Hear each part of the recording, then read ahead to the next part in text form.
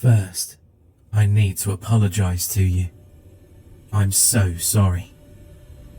I'm coming to you in my time of need. Please help me. Please listen to the end. That's it. That's all I ask. I don't know what to do or where to turn. Please, just help me. That's all I ask. My name is Andrew, and I'm a single father. I don't tell you this like it's some badge of honor. And I'm expecting cookies, milk, and chocolate-covered snowflakes, like most of the others in my social circle would. They want your pats on the back and recognition. I just want some of your time. I see fatherhood as a burden. Necessary, yes, but still a burden. My son's name is Jesse. He's 11. Jesse started the 5th grade this year, like any other kid would. There was a little bit of trepidation and lots of excitement. He was a happy-go-lucky sort of kid, full of life and energy.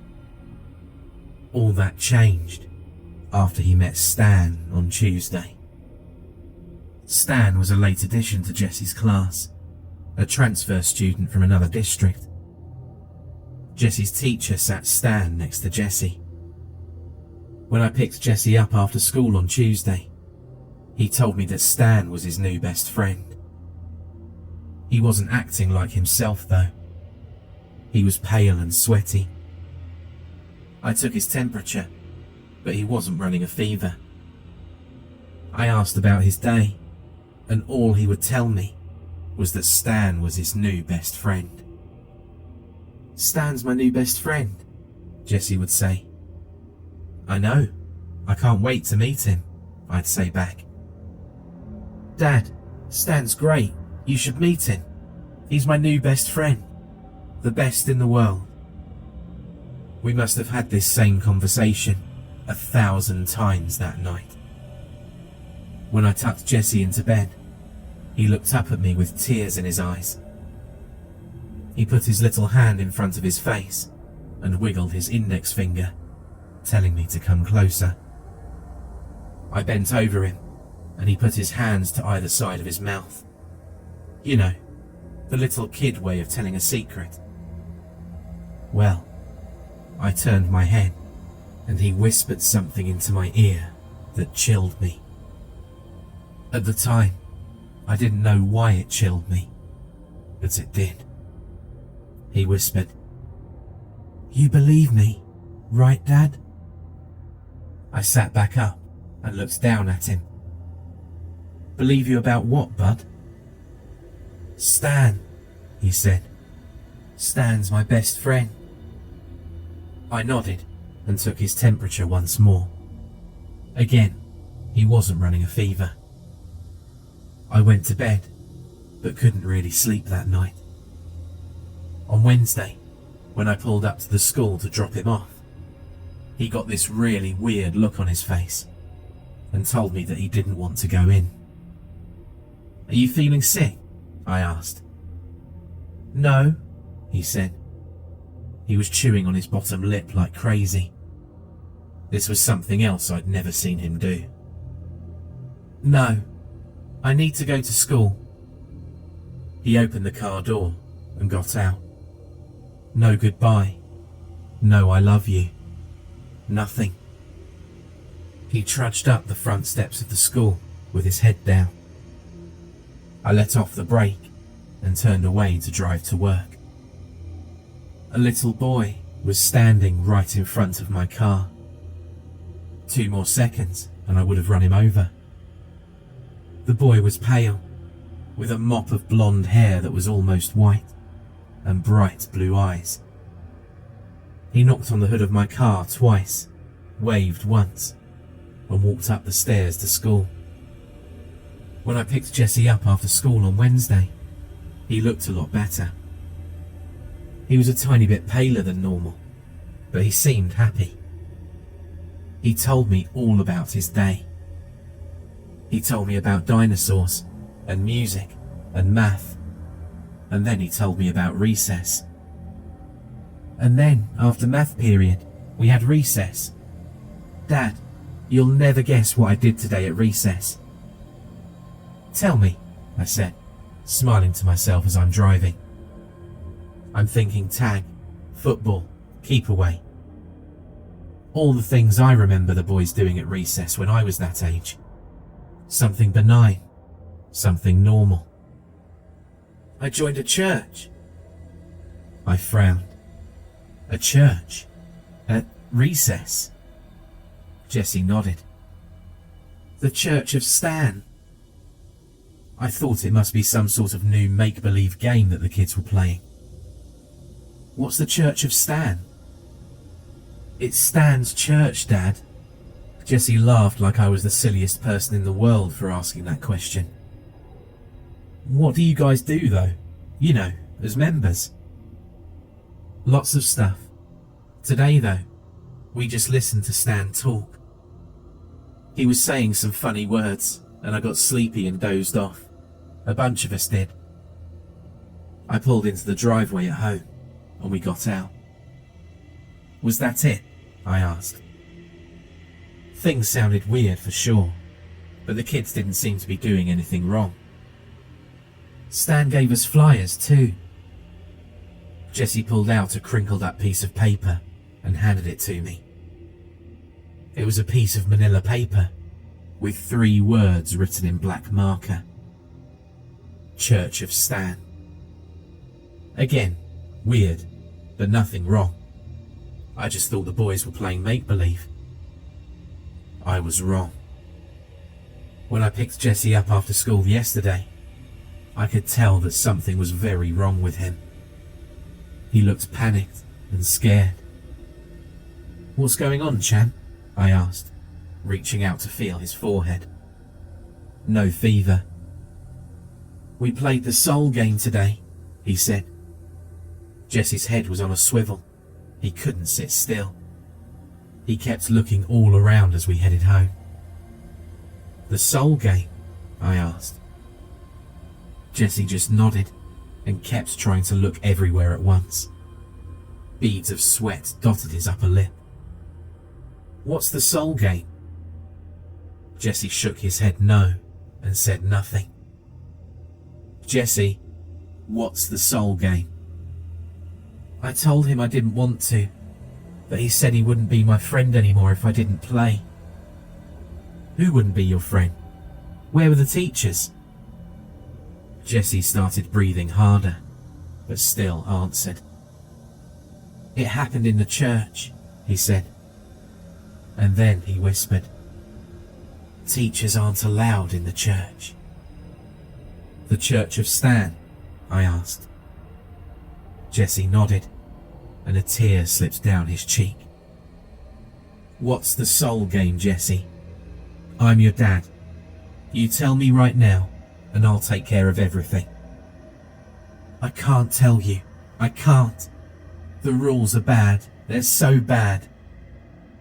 What about Stan? I asked. Will Stan tell me the rules?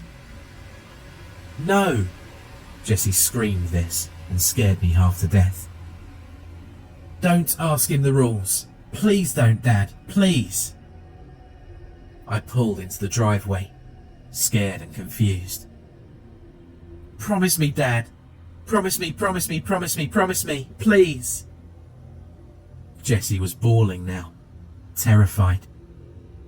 I took him into my arms and rocked him. I hadn't rocked him like that since he'd been in kindergarten. He fell asleep in my arms, and I carried him inside. I took him straight to his room and got him ready for bed. He just needs sleep, I kept telling myself. All he needs is sleep. I put him to bed and ate dinner alone. I checked up on him around 9 when I went to bed. He seemed to be sleeping well, so I decided to go to sleep.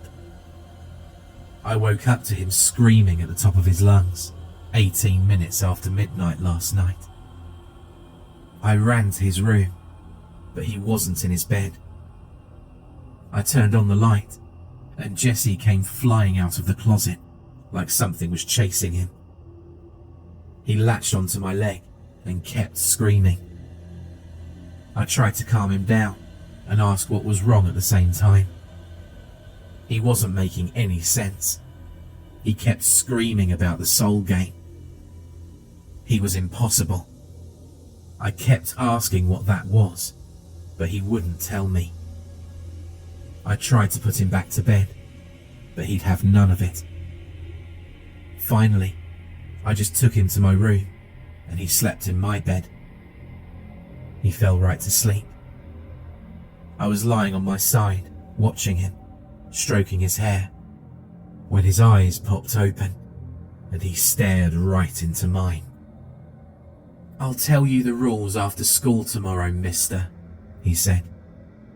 Then he closed his eyes. What was going on with my kid?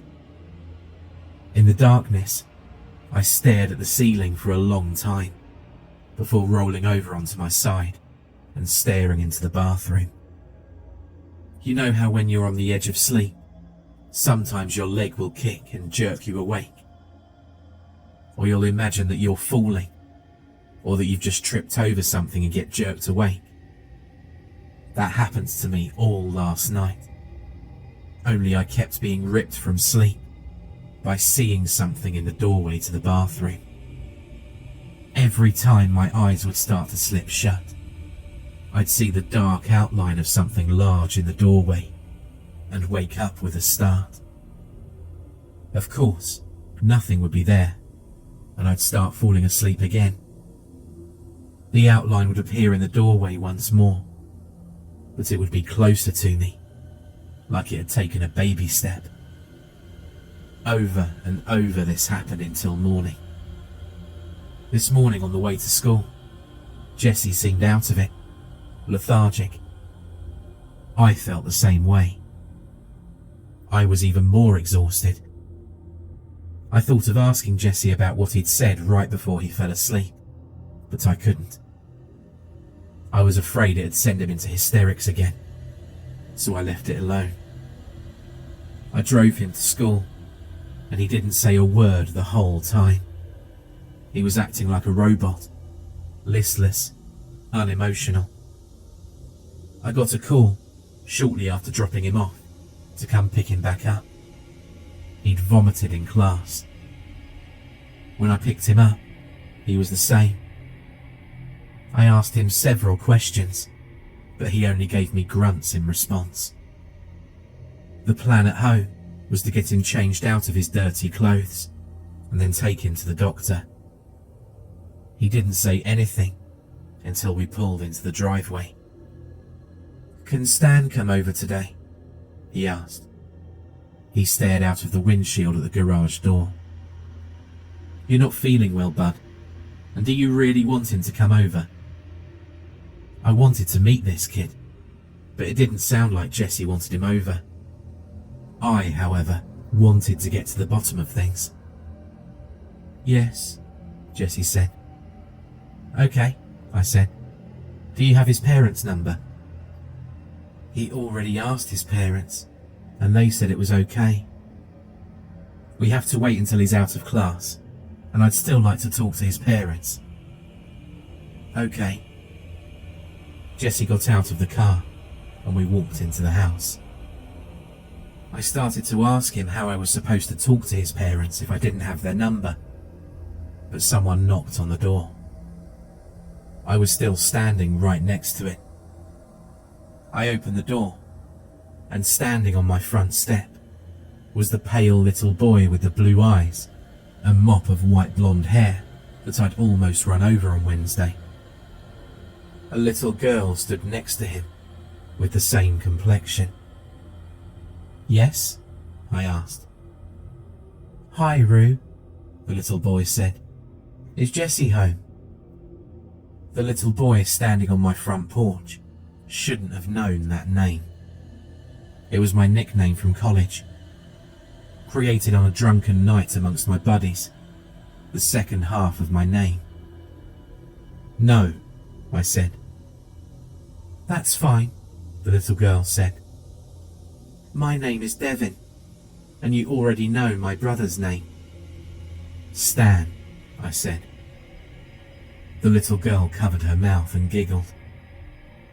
Stan smiled and shrugged. It's really quite simple. Rule 1. Don't walk past mirrors in the dark. Rule 2. Don't leave any doors open when you go to bed tonight. Ask your son what Rule 3 is. And remember, a creak means you're falling behind. A rustle means you've almost lost. When the lights go down, hopefully, you won't see the dark shadow standing in the corner of the room. Hopefully, you won't hear it breathing as your eyes shut and you begin to drift off. And if you hear a bang, well, hopefully you never hear a bang. Stan turned and walked away with his sister. I stared after them both and shook my head. I wouldn't play their stupid game. I walked into the house and found Jesse sitting at the kitchen table, crying. What's wrong? I heard a bang, he whispered. My mouth went dry. When does the game end? It doesn't. It never ends. My heart started beating faster. What's the third rule, Jesse? His face fell, and he sucked in a deep breath. Rule 3. Knowing all 3 rules makes you a player. My stomach dropped. What happens if you lose? When it's dark, you'll hear them coming. They like to let you know when they're getting close. Who? Stan and Devin, Jesse said.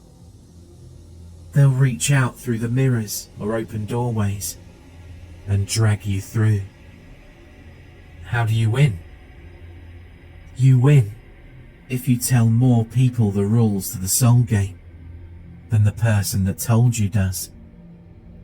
Like I said, listeners, I'm so sorry. But thanks for helping. Really. I'm going to enjoy my newfound freedom, and I hope that you enjoy your night. Give Stan and Devin my best. For more terrifying creepypasta horror stories, check out the playlist or the video on screen.